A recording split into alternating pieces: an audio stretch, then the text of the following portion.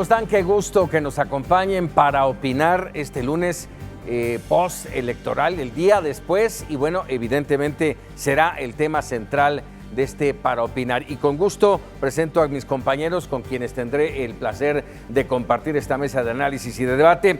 Juan María Naveja. Juan María, muchas gracias. Maite Noriega y Juan Carlos Zúñiga. Excelente mesa. ¿Qué tal el día después? Inicio contigo, Maite. Bien, bueno, despertando ya con los resultados. Tenemos más resultados que ayer. Tenemos resultados contundentes que nos hablan de cambios importantísimos. La Ciudad de México, por ejemplo, había estado en manos de la supuesta izquierda desde hace muchísimos años, desde hace varios lustros, y ahora la alianza opositora, bueno, pues se lleva poco más de la mitad de las alcaldías en la Ciudad de México, lo que habla de, bueno, pues que había un cierto descontento con la manera en la que Morena manejaba la Ciudad de México, y estos triunfos son ya, pues podríamos decir, contundentes. Me llama la atención la declaración de la jefa de gobierno, Claudia Sheinbaum, diciendo que todo se debe a una campaña de desprestigio. Lo dijo el presidente, de hecho, Y ella lo ratifica. Entonces aquí te das cuenta de que, si bien a lo mejor se dan cuenta de sus errores, por lo menos públicamente no los reconocen. Y el presidente dijo que, bueno, que era mañana, tarde y noche los medios en su contra, en radio, en televisión, en todos lados. Una victimización terrorífica. Me parece bien que haya una victimización de este tipo, porque por lo menos no se alzaron con el discurso del fraude, y yo me atrevo a decir que esto se debe principalmente a la llegada, a la cercanía de Kamala Harris aquí en Guatemala, aquí bajito, y a la próxima llegada esta noche de la vicepresidenta de los Estados Unidos, que ellos sufrieron en carne propia lo que fue el discurso de fraude del señor Donald Trump. Oye, ahora que mencionas de Kamala Harris, estamos esperando que llegue a México esta noche, la reunión mañana, con el antecedente de esta reunión en Guatemala, en donde de buenas a primeras dice, por favor, no vengan. Así es de que interesante, vamos a ver qué es lo que pasa con México en esta reunión. Pero bueno, ese será un tema posterior a lo que hoy estamos viviendo. Juan María Naveja, hablaba Maite Noriega del tema de la Ciudad de México, pero está el tema del Congreso, está el tema de las gubernaturas, se habla de 11 de 15 para Morena, y aquí la pregunta es si hay un perdedor o un ganador, si Morena pierde, si Morena gana, o ambas cosas, Juan María. Yo creo, Paco, ¿qué tal? Maite, Juan Carlos, qué gusto saludarlos. La verdad es que, y saludar a la audiencia, la verdad es que todos ganan y todos pierden, Paco. Hay que subrayar en esto, en el caso de Morena no tenía gubernaturas, se está alzando con la mitad del país de gubernaturas, entonces no les fue mal. Sí, ciertamente, la Ciudad de México marca derroteros en todos sentidos. La Ciudad de México, recuerden ustedes, cómo abre el camino en algún momento para el PRD cuando empiezan ellos esa avanzada, que quitan inclusive el corredor azul, que el PRD empieza a tener una fuerza, y no cabe duda que vamos a ver de qué manera cambian las cosas. A mí me parece, Paco, y esto lo estoy pensando en este momento, cómo la fragmentación que se está difundiendo hoy no va a ayudar a superar la división que traemos en el país. Eso de que la Ciudad de México quedó dividido entre los clasemedieros y ricos y los pobres del oriente de la ciudad. Porque sí, lamentablemente queda fragmentada la Ciudad de México de esa manera, con Iztapalapa, Iztacalco, Tláhuac. Sorpréndete, Tláhuac después de la tragedia vota por Morena. Y del otro lado están las otras alcaldías que son un tanto cuanto más pudientes. Más fifí. Sí, y estás hablando de Naucalpan, de Atizapán, de Metepec, en el Estado de México. Un despertar en la Ciudad de México y un despertar también en el norte del país, en donde no pintaba Morena, y ahora tiene un bastión interesante. Pues se llevaron las dos bajas, ¿no? Se están llevando las dos. Sonora, sí, que ya nos dirá Juan Carlos cuál es el ambiente por allá. Hubo una expresión que recordará Juan Carlos cuando le preguntaba, bueno, y si no gana el Borrego, le dijeron, pues de Sonora, te acordarás, Juan Carlos, de esa expresión en la entrevista. Pero lo que decía Maite, creo que vale la pena. Pocas mañaneras tan desafortunadas como la de hoy, la del presidente de la República. Eso, Paco, de decir, se portaron bien. Los del crimen. La delincuencia organizada se portó bien. Se portó bien. Pero lo otro es lo más relevante. Claro, pero es una frase desafortunada. Y la siguiente, responsabilizar a la prensa, a los medios de comunicación de la caída en Ciudad de México. A ver, Paco, todos checamos los medios de comunicación desde temprano. Desde las 7 de la mañana no hay programa de radio, de televisión, de internet que no esté replicando lo que el presidente está diciendo. El presidente tiene una resonancia muy fuerte. Si bien es cierto, dice el doctor Luis Estrada, que en Facebook no corresponde a su número de seguidores, pero sí podemos observar cómo la mayoría de los programas le da seguimiento. Creo que aquí hace falta un poco de autocrítica y aceptar la parte que les corresponde de que en la Ciudad de México, pues es un mensaje. El otro sería, no perdamos de vista, el presidente recibió 30 millones de votos en 2018, ahora recibe 18 millones en el Congreso Federal.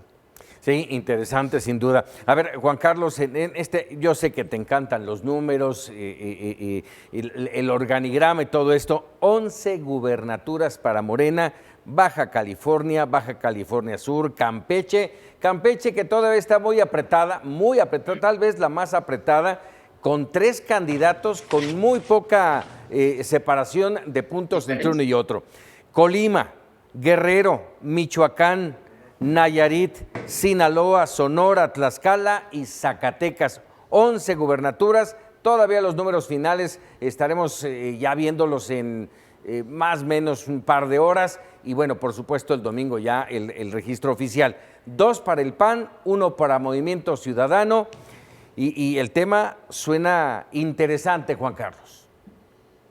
Sí, yo recuerdo hace 2 o 3 semanas que platicamos en este espacio y el tema era que Morena se preveía que ganaría menos gubernaturas, que ya iba rumbo al fracaso electoral, que ya se había debilitado en los estados de la República. Algunas encuestas manifestaron esa posibilidad de que iba a ganar menos gubernaturas de las que había prometido que alcanzaría justo antes de iniciar el proceso electoral en septiembre del año pasado. Y finalmente Morena gana por lo menos 11 gubernaturas, bueno, 10 seguras, 11 está Campeche, pero también en lo local, arrasa en los congresos locales, arrasa en las presidencias municipales más fuertes o más pobladas de estos estados de la República.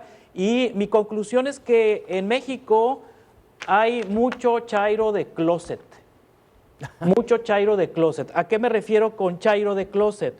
Está tan polarizado el país que alguna persona de clase media, sobre todo, que exprese públicamente su apoyo al presidente, se le vienen encima con toda rudeza sus amigos en el Facebook, sus contactos en el chat, sus vecinos, en fin, hay mucho chairo de closet que creo que en esta elección no quiso decir por quién votaría porque le caería al mismo tiempo una andanada de críticas, de señalamientos, de que vas a provocar que esto sea Venezuela, que ya viene el comunismo a México, que viene el autoritarismo y viene la represión, que el presidente López Obrador está haciendo pedazos el país y demás. Y entonces lo que se expresó en estos estados de la República, creo que son los chairos de closet, que nunca emitieron una opinión, que escondieron su intención y que a la hora de la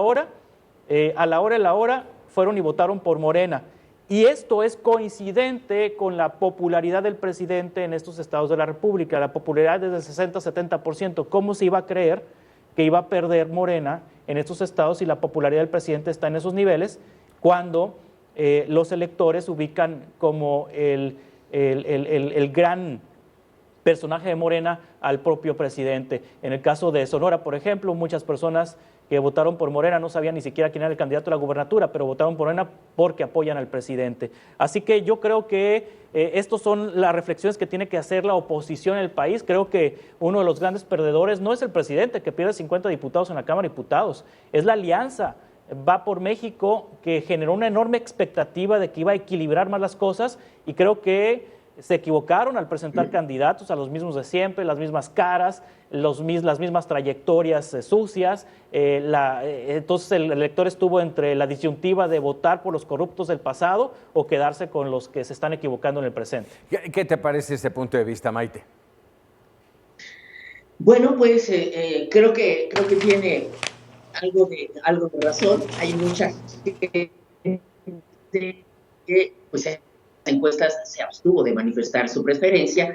También el número de indecisos había disminuido, pero había mucha gente que no lo manifestó abiertamente, y esto ya sucedió en todas las elecciones, y de hecho es una práctica común en todos los países, que la gente le dé miedo a manifestar cuáles son sus preferencias electorales.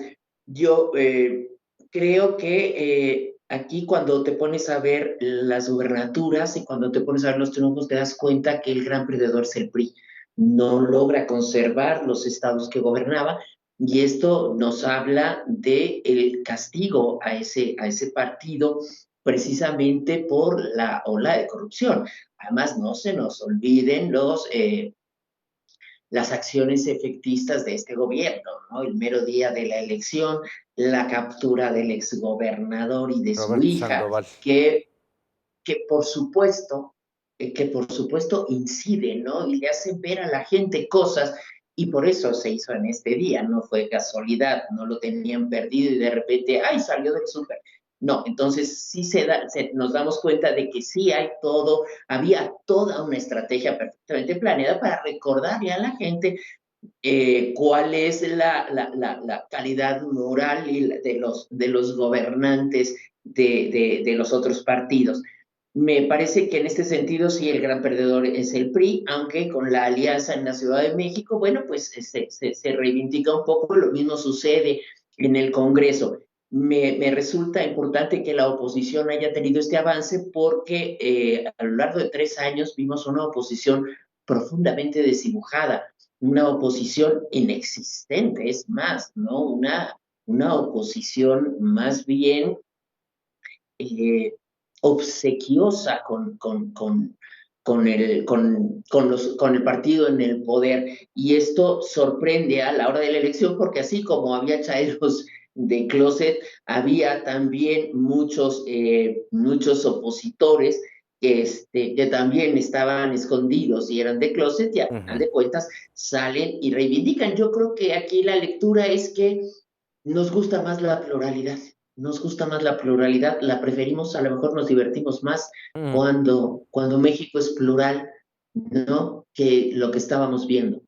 Así es. A ver, tocaste el tema de Roberto Sandoval, y ayer en la noche, en la cobertura especial de Voto por México, le preguntaba aquí mismo en el estudio a Luis Carlos Ugalde de Integralia este mismo tema, si iba a incidir o no, y él decía, no va a incidir, no tiene por qué. Y hago esta mención porque también en las encuestas a lo largo del proceso siempre marcaron al ganador hasta ahora allá en Nayarit, Miguel Ángel Navarro, siempre lo marcaron como el vencedor, y la distancia entre los candidatos era sumamente amplia, como finalmente lo fue.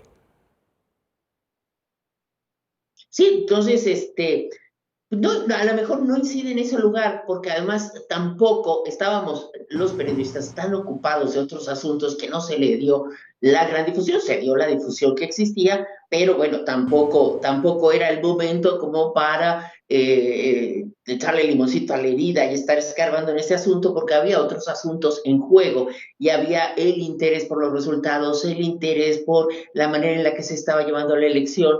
Había un cierto temor porque de hecho fue y esta ha sido una de las elecciones más violentas, un proceso electoral muy, muy violento. Entonces, cuando el presidente dice que se portó bien la delincuencia y que ellos estuvieron al tanto de cuidar a los ciudadanos, pues bueno, los cuidaron un día, porque la campaña y la cantidad de asesinatos nos hablan del descuido gubernamental cuando la función principal del Estado es preservar la integridad física de sus ciudadanos, de sus gobernantes.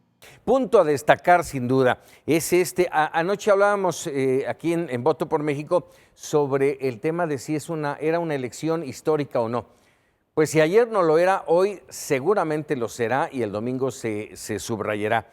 6 mujeres a cargo de los gobiernos estatales en el país.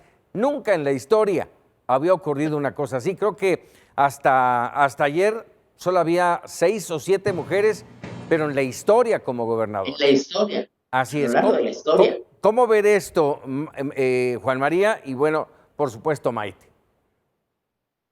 Bueno, a mí me encanta la idea, me parece muy importante el trabajo que hicieron las mujeres, porque además en una elección como se pintaba, era un acto de valentía lanzarte de candidato, era de verdad un acto de valentía y a la mejor de temeridad, ¿no? Era una osadía porque estábamos viendo hacia dónde estaba la violencia y que estaban muy, muy vulnerables porque en ningún momento se le dio una protección cabal a los candidatos. Se hablaba de la protección y que la tenían que pedir, cuando a final de cuentas yo creo que es una obligación del Estado que está excluida entre sus funciones fundamentales preservar la vida y la integridad de los ciudadanos, de los gobernados, como para tenerla que pedir. Me parece que fue una temeridad de muchas, una muy plausible temeridad de muchas mujeres.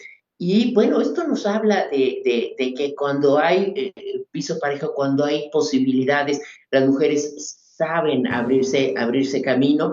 Por supuesto, hay que recordar y dar las gracias a las que abrieron camino antes. Ahí tienes a una Beatriz Paredes en Tlaxcala, tienes a una, hablábamos de la exgobernadora de Colima, de Griselda Álvarez, una poeta de primer nivel, y una gobernadora que de verdad se aventuró a tomar unas decisiones también muy, muy osadas, ¿no? Que ahí déjame interrumpirte, justamente, Juan María, Griselda Álvarez, Colima, y hoy, de acuerdo con estos resultados, Colima, sí, se cambia la alternancia, valga por primera vez, y sería la segunda mujer en encabezar el gobierno. Así es la primera vez que Colima no tendrá un gobernador del PRI o gobernadora del PRI.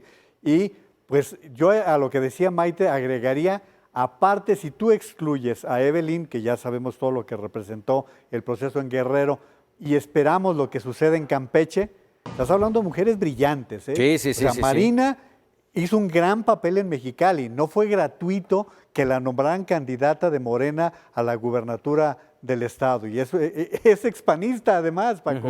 Estamos hablando de alguien que viene a las filas del PAN. Estamos hablando de Lorena Cuellar, que fue como legisladora una piedra difícil para Morena, porque llegó a exponer posiciones duras, fuertes.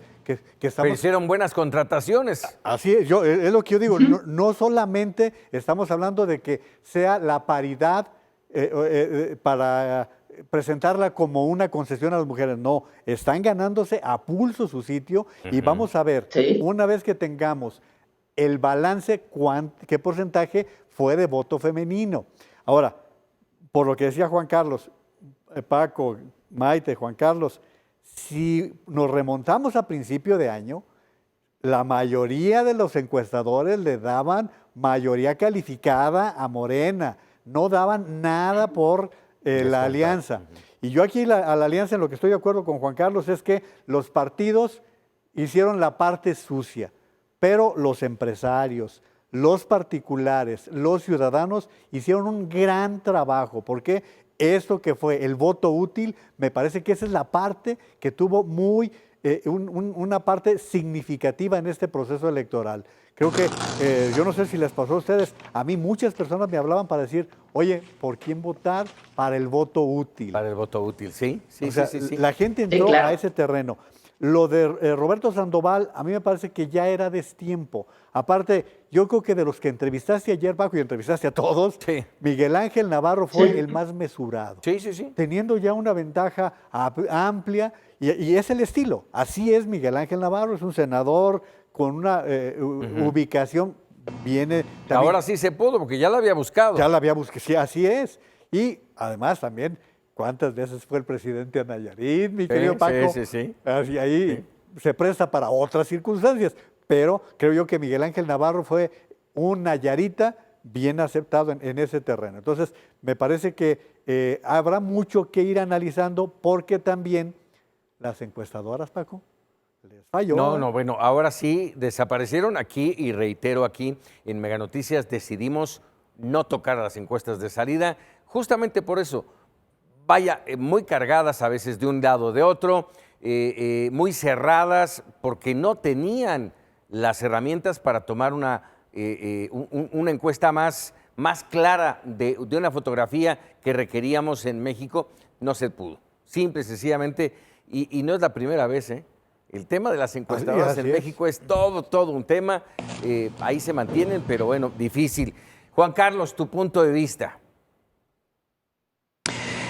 Importante, sí, el dato de que Morena y sus aliados y sus partidos amigos tendrán que negociar cualquier reforma constitucional a partir de la próxima legislatura, porque no alcanzan las 2/3 partes que se requieren en la Cámara de Diputados para hacer cambios a la Constitución. Ya veíamos que había la intención, o hay la intención del presidente, de realizar varias reformas constitucionales en el segundo tramo de su mandato. Entonces, esto únicamente será posible con el consenso de los partidos de oposición, y me refiero al PRI, PAN, PRD y Movimiento Ciudadano. Creo que aquí Movimiento Ciudadano es otro de los grandes ganadores de esta contienda, porque además de la gubernatura de Nuevo León, pues le redituó ir solo a Dante Delgado y Movimiento Ciudadano, y será entonces el partido que en la Cámara de Diputados sea la bisagra para las reformas del presidente López Obrador, o sea para que pase, o sea para que se torpedee una reforma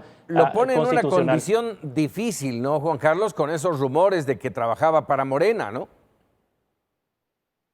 Yo creo que Dante trabaja para él, ¿no? No trabaja para nadie más que para él, ¿no? O sea, no creo que trabaje para Morena. Si le conviene a Morena, trabaja con Morena. Si le conviene la alianza, pues se va con los de la alianza. Si le conviene ir solo, pues se va solo y la hace de come solo. Es como el Verde, ¿no? Ya vemos ahora al señor exgobernador Velasco, que dice que están analizando ver si continúan con Morena en la alianza. En la coalición Juntos Haremos Historia. Pues a lo mejor ya vio algo para el 24, entonces ya van a saltar para el que ganen el 24, y así, pues digamos que son partidos que trabajan para sus propios intereses, ¿no? Yo creo, MC trabaja, o sea, Dante trabaja para sí mismo, no sé si para el presidente o no, pero es uno de los grandes ganadores de esta contienda, Movimiento Ciudadano, y por supuesto los equilibrios en el Congreso.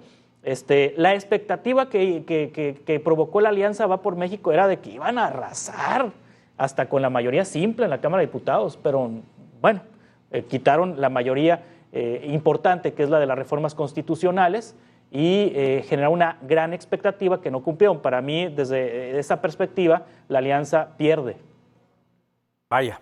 Pues vamos a hacer una muy breve pausa, no le cambie, vamos a seguir hablando en este entorno del día después de la elección.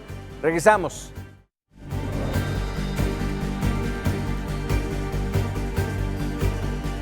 Ya estamos de regreso aquí Para Opinar. A ver, antes del proceso electoral lo platicamos aquí en Para Opinar y por supuesto aquí en Mega Noticias, el tema del postelectoral, y lo vislumbrábamos como un problema grave de impugnaciones, de procesos, en el Tribunal Electoral del Poder Judicial de la Federación. Hoy, a la luz de lo que prácticamente ya se tiene por arriba del 95% del cómputo del PREP, ¿cómo ver esta situación, Juan Carlos? Creo que la declaración del presidente esta mañana dio un poco de certeza a la etapa postelectoral, porque pues si bien critica a los medios de comunicación, que dice le están duro y dale a él, y responsabiliza a los medios de comunicación y a los críticos de su gestión por las derrotas en la Ciudad de México, no dice nada de la Cámara de Diputados, es decir, no alega fraude, no alega trampa, respeta al Instituto Nacional Electoral, no critica al Instituto Nacional Electoral, asume una actitud más de presidente que de jefe de partido, más de presidente que de candidato, como lo vimos en los últimos meses, como prácticamente el candidato de Morena a todos los puestos de elección popular, como se metió en el proceso electoral y que el Tribunal Electoral y el INE se lo señalaron. Creo que el presidente ofrece certeza, creo que eso va a, digamos que, a despresurizar o a destensar una situación de conflicto postelectoral, además de que pues, en elecciones locales Morena gana prácticamente muchos espacios y en donde hay poco margen, pues creo que va a prevalecer la prudencia. Yo no veo una situación, bueno, Ernesto Gándara en Sonora ayer hablaba con 15 puntos de diferencia entre Alfonso Durazo y Ernesto Gándara, hablaba de revisar voto por voto, casilla por casilla. Entonces quizá venga de la alianza más que de Morena.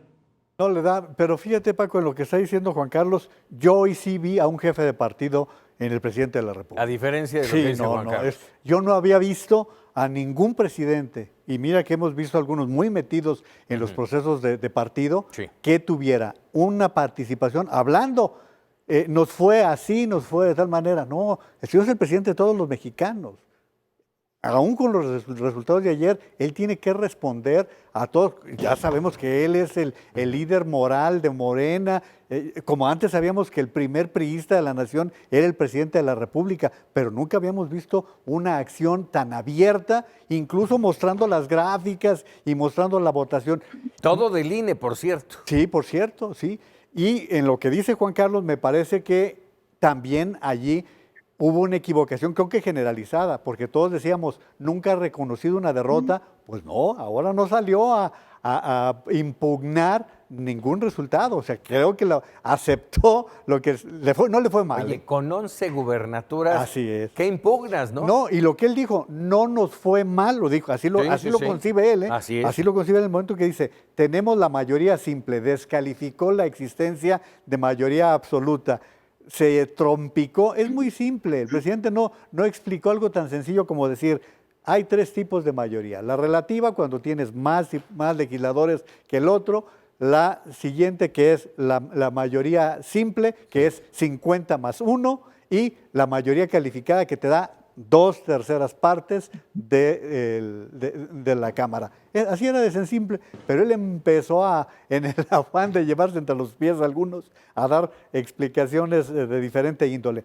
Pero sí creo que esa parte, el presidente de la República ya se anunció en campaña, Paco, ya dijo que ahora a él le corresponde empezar a ganarse lo que sigue el 21 de marzo con la revocación de mandato. Con la revocación de mandato. A ver, Juan Carlos, por alusiones.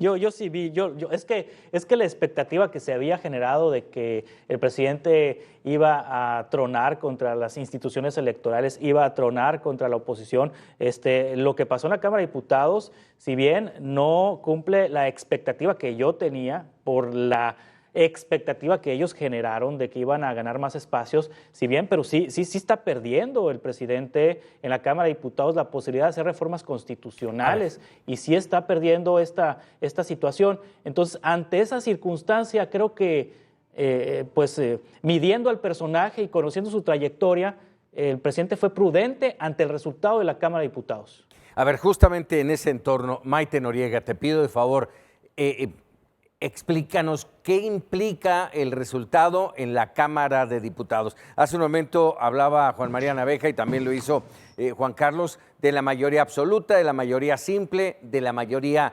calificada. Aparentemente se queda en la simple. ¿Qué implica? Sí, algunos dicen que la mayoría simple es la mayoría absoluta, porque sí, el 50 más 1 ya es mayoría absoluta, sí, con eso ya la tienes. Y la otra es la mayoría calificada, 3/4 partes de los legisladores en la Cámara de Diputados, que esta es la que le permitió, con esta sobrerepresentación tramposa que tenía, precisamente lograr estas reformas que le han generado muchísimo malestar, no solamente en México, sino también en otros países de los cuales dependemos económicamente, lo cual también es importante comentar. Pierde en el Congreso la posibilidad de hacer estos cambios en los que estas reformas a las que exigía que no se les cambiara ni una coma. Entonces, esta posibilidad la pierde, pero no la pierde del todo. O sea, podrá hacerlas si sabe negociar con los partidos. Y ya habíamos comentado, está el Verde, que es el mercenario por excelencia, y está Movimiento Ciudadano, que ¿El como PT? comentaba. Y el PT, que bueno, pinta, ¿no? O sea, y el PT, pues por supuesto, le dará todo lo que le pida, ¿no? Por 3 monedas, lo que sea, ¿no? Ya no está en una posición tan importante como para vender tan caro su amor. Sería Movimiento Ciudadano el que lo podría vender caro. Lo que sí es importante es que sí gana una mayor representatividad Morena en el país, ¿no? En el espectro de la República Mexicana. Y esto también creo que le debe resultar grato al presidente. Yo no sé qué tantas expectativas tenía en ese sentido, porque ellos se confiaban mucho a la Ciudad de México que ha sido de ellos, por así decirlo, de esta supuesta izquierda en la que yo nunca he creído, que tenían la Ciudad de México. Vaya, Tlalpan la pierde, ¿no? Que era la delegación de la jefa de gobierno. Entonces, yo creo que lo que pierde es la posibilidad de hacer cambios sin preguntarle a nadie, sin hacerle caso a nadie, sin escuchar a nadie. El famoso Parlamento abierto había sido una farsa a lo largo de todos estos años, y entonces en este momento las cosas cambian. Y a mí me parece que está muy, muy bien el hecho de que tengamos un Congreso más plural. Yo creo que impedirá que se hagan muchos cambios como los que se han hecho y que vulneran la democracia. Me llama la atención el hecho de que ayer salió el decreto para ampliar el mandato del presidente de la Suprema Corte de Justicia de la Nación.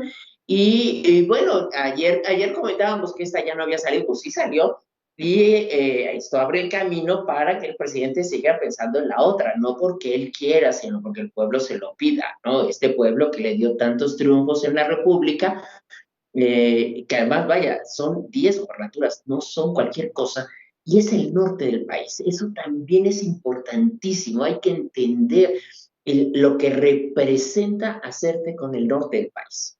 Sí, dijo esta mañana, me voy a apurar por si me mandan a Tabasco para dejar más avanzado el proyecto. Esto hablando de la revocación de mandato. Interesante. A ver, en este entorno pondrán las cosas mucho más interesantes al interior del Congreso. Habrá verdaderamente un equilibrio de fuerzas, déjeme decirlo así. Y esta parte importante que mencionan Maite, Juan María, Juan Carlos, el tener que negociar, no se me antoja difícil, ¿eh? Pero sí es complejo, no. Paco, sí es complejo la negociación por la alianza, ha establecido también una alianza legislativa. Pero ha tenido, por ejemplo, se los comento, ha tenido apoyos del PRI. Sí, no, por supuesto, pero la Alianza Va por México hizo además una alianza legislativa. Si además, con lo que decía Juan Carlos, si además de no haber logrado los propósitos, no cumplen con los propósitos, porque hablaron de regresar a las estancias infantiles, hablaron de asegurar varios programas que el presidente los ha disminuido. Entonces, eso me parece que allí ellos tendrán una responsabilidad. Y algo muy importante de lo que estaba diciendo Maite, es inoportuno, Paco, el que hoy aparezca en el Diario Oficial de la Federación lo de la Suprema Corte de Justicia de la Nación, lo de la ampliación del mandato de Arturo Saldívar. Y les voy a dar por qué un dato mayor. Hace unas horas fue un verdadero desafío para el presidente de Guatemala enfrentar la rueda de prensa que tuvo con Kamala Harris. Porque los reporteros que venían de los medios estadounidenses, el tema que trae Kamala Harris es la lucha contra la corrupción. Es un tema que van a tratar, y lo dijo Kamala Harris, el presidente Biden está convencido de que hay que tener un poder judicial fuerte, sí, y una lucha contra la separación de poderes. Así es. Entonces me parece que este tema puede ser muy delicado por si mañana hay rueda de prensa, por si mañana se da alguna situación, viene acompañada de su propia fuente. y al presidente Yamatei, la más bajita, Paco, se la pusieron: señor presidente, usted no ha combatido la corrupción por esto y por esto. Sí, terrible situación, ya estaremos viendo mañana. Pero a ver, Juan Carlos, tu punto de vista en el entorno del Congreso. Insisto, no se me antoja difícil las alianzas y las negociaciones con otros partidos ahí en la Cámara. Sí, bueno, Juan María Naveja toca un punto importante. Hay un compromiso de los partidos de la alianza de ir juntos en el legislativo. Esto quiere decir que tendrán que asumir posiciones en conjunto y el PRI entonces tendrá que hacer honor a su palabra y no, digamos, que opinar distinto que el PAN y que el PRD en algunas reformas o en algunas propuestas que haga el presidente, porque hemos visto que en algunas decisiones trascendentes el PRI ha apoyado al presidente, lo ha apoyado bastante. Los que no lo han apoyado son más bien el PRD y el Partido Acción Nacional. Eso por un lado. Y por el otro, la mayoría simple la tiene Morena, pero con los aliados. Es decir, sigue necesitando al PT, sigue necesitando al Partido Verde, sigue necesitando el Partido de Encuentro Solidario, no sabemos cómo va a quedar, pero sigue necesitando estos partidos políticos para alcanzar los 250 más uno de los legisladores. Solo Morena tiene unos 210, 220 diputados. Van a necesitar los diputados del Verde y los diputados del Partido del Trabajo, y para la mayoría que se requiere para reformar la Constitución, ahí sí va a requerir de Movimiento Ciudadano o del PRI, PAN, PRD o de la Alianza. En ese sentido tendrá que negociar, o en contraparte no podemos descartar que la Alianza pueda convencer al Verde de que se les una. No veo al Partido del Trabajo, pero entonces que si se les va el Verde, entonces ahí la correlación de fuerzas cambiaría. Oye, aquí, y se lo pregunto a los tres, aquí la parte más escabrosa de estas negociaciones es que si hay negociaciones, el objetivo principal no es el beneficio al país. Así lo veo yo, ¿eh? Pero fíjate, Paco, a partir de hoy, y de alguna manera ayer fue muy interesante lo que nos decía Patricia Mercado. Lo que nos decía con respecto a Movimiento Ciudadano. Movimiento Ciudadano habla de una tercera vía. Esa tercera vía significa el 24, ¿sí? No sé si con Enrique Alfaro, con el propio Dante, no sé con quién. Pero lo que decía Juan Carlos hace rato, el precio que va a tener Movimiento Ciudadano va a ser primero el de Partido Bisagra, con los legisladores que pueda alcanzar. Pero hoy yo les preguntaría, compañeros, ¿al presidente se le cayeron las cartas? Porque lo de Sheinbaum es una caída. Marcelo ya venía bocabajeado. Y quien curiosamente está ganando más es Ricardo Monreal, porque quien gana la alcaldía Cuauhtémoc es alguien que viene de las filas de Ricardo Monreal. ¿Y la gubernatura en Zacatecas? La gubernatura del hermano en Zacatecas. O sea, vamos viendo cuál va a ser la carta que el presidente va a seguir impulsando con miras al 24, y veremos en el caso de, por ejemplo, de Acción Nacional, cuál va a ser la recomposición, si Ricardo Anaya seguirá siendo una carta viable. Estamos viendo cómo Enrique de la Madrid empieza a aparecer como posibilidad por parte del PRI, inclusive para alguna alianza. Creo, Paco, que con lo que dices... Maru Campos puede ser una carta para el 24. Entonces, pero por lo que dices, también el 24 va a contar en las negociaciones. Lo que decía Juan Carlos, si el Verde está sintiendo que puede tener pies para el 24, pues a lo mejor va a querer jugar con otras cartas, ¿eh? A ver, en ese entorno, Maite, ¿está arrancando ya esa carrera hacia el 24 a partir de hoy? Sí, claro, no es nada descabellado, por supuesto. Hay veces que desde el primer año se vive el quinto, ¿no? Sí. Entonces, no es extraño, y el presidente así lo ha planteado. Entonces, sí, por supuesto, lo que comentaba ayer Patricia Mercado y que hoy tan atinadamente recuerda Juan María, pues es esto, ¿no? O sea, hay que ver hacia el futuro. Sí, no es nada más el hoy, como no fue el hoy de Andrés Manuel, la mayoría, ni los cambios que ha querido hacer no son para hoy precisamente, eran para un futuro. Ahora, habrá que ver, pensando en el 24, si siguen siendo viables los megaproyectos del presidente, ante la posibilidad que plantea esta elección con la pérdida de posiciones, el 24 podría, o sea, la visión del 24 podría ser que en el Congreso le echen para abajo algunos de sus megaproyectos, con lo cual la cuarta transformación quedaría absolutamente trunca, ¿no? Así es, sin duda. Rápidamente, antes de terminar para opinar, hemos tocado varios de los puntos importantes, interesantes. Este tema de las 6 mujeres que presumiblemente serán gobernadoras en nuestro país es vital. Pero hay otro tema que me parece que es fundamental. ¿Qué pasó ayer? ¿Qué pasó ayer con la participación ciudadana? Hoy lo decía Lorenzo Córdoba, 52% de la participación, cuando aquí con analistas, con ustedes mismos, en muchas oportunidades hablábamos de que no llegaría arriba del 40%, 45% tal vez, si era muy buena. 52%, a mi juicio, es extraordinaria la participación ciudadana. Y por el otro, lo comentábamos anoche, Maite Noriega, el tema del Instituto Nacional Electoral y lo terso que generó esta competencia, esta jornada electoral ayer, en la que, vamos, no hubo un solo brinco que dijera hay fraude, hay trampa, están mal. Y yo creo que merece, por supuesto, un aplauso.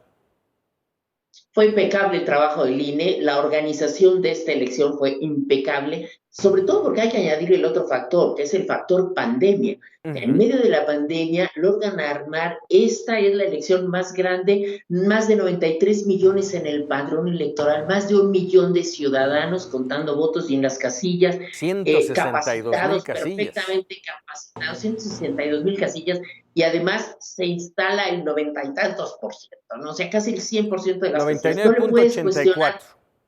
Vaya, es un récord perfecto. 130, es un récord perfecto del INE, ¿no? Entonces, me parece que después de este ataque que se le da al INE, que además no permea en la ciudadanía, porque la ciudadanía sigue confiando en el INE, va a votar por el INE, se arma una campaña ciudadana de yo estoy con el INE y el INE no se toca, que es una respuesta al presidente, pero sobre todo esta votación de más de 46 millones, no sé, que sería la mitad de los 93 que están en el padrón, bueno, te habla de la confianza ciudadana en el INE, porque la gente fue a votar en las elecciones que organizó el INE, y la gente entendió que no son los funcionarios del INE los que cuentan las boletas, son los ciudadanos.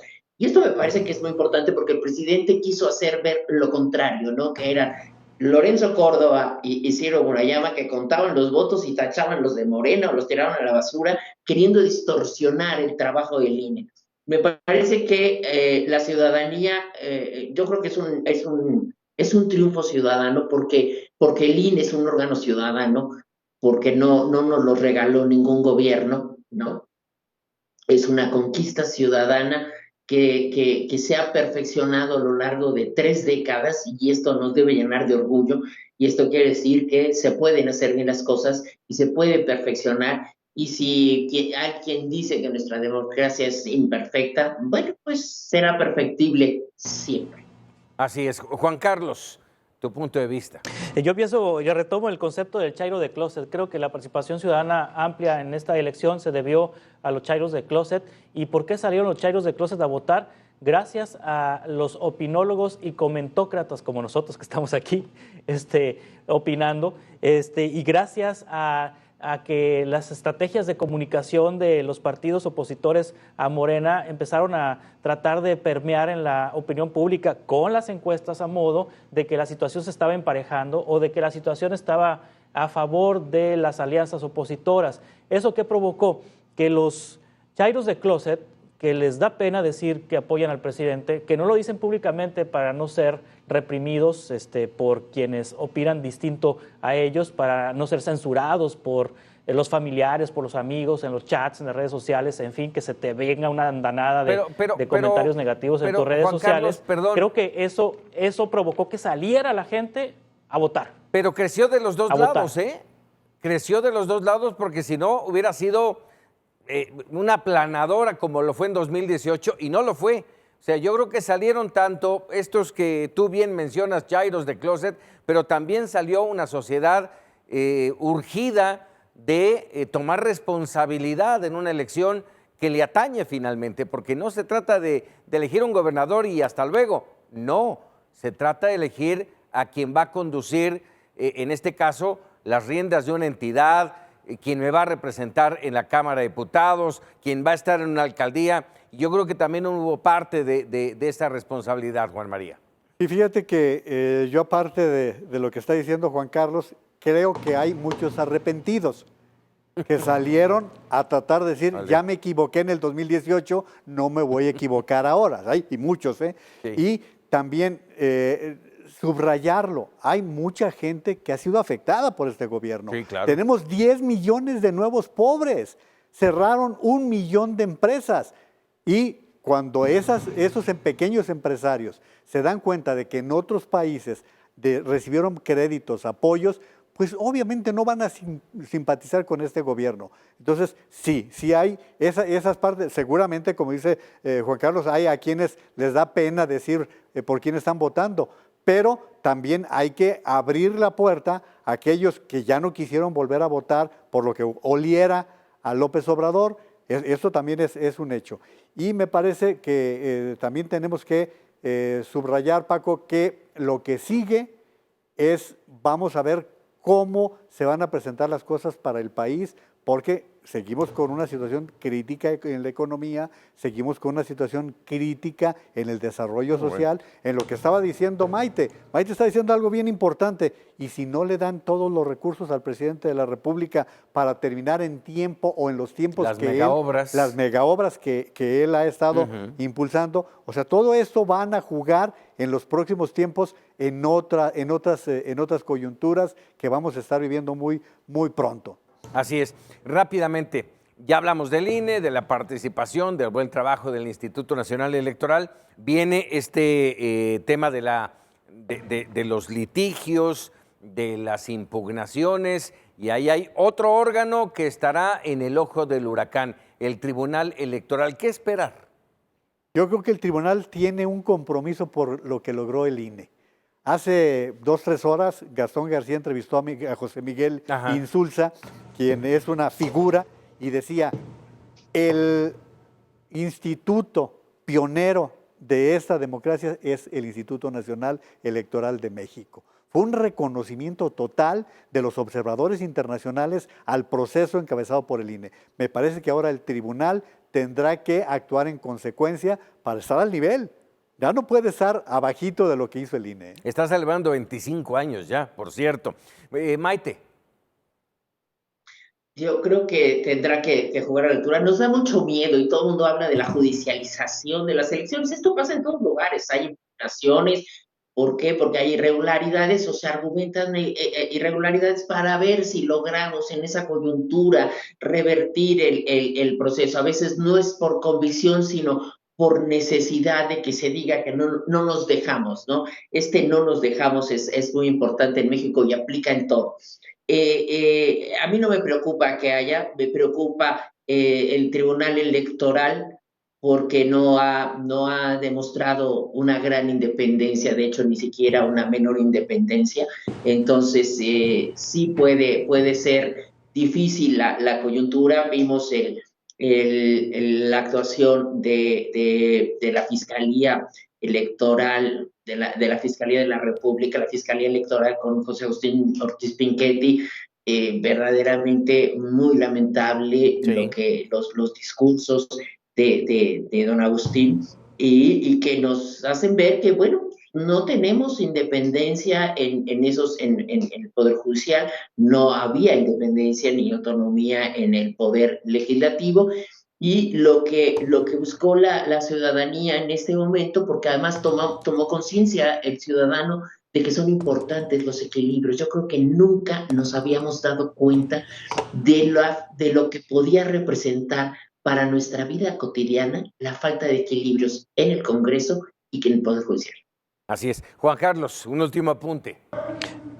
Sí, yo me quisiera quedar con el Tribunal Electoral que le canceló las candidaturas a Félix Salgado Macedonio y a Raúl Morón en Michoacán y en el estado de Guerrero, cuando todo el mundo opinábamos que no, que iban a revocar la decisión del Instituto Nacional Electoral y que el Tribunal Electoral se iba a someter a los designios del Ejecutivo Federal, pues actuó con independencia. Entonces esperemos que siga en esa misma lógica de actuar con independencia, a pesar de que pues uno de sus integrantes, el presidente, justamente está muy cuestionado. Así es, sin duda, Juan Carlos. Vamos a hacer una muy breve pausa y regresamos en Para Opinar.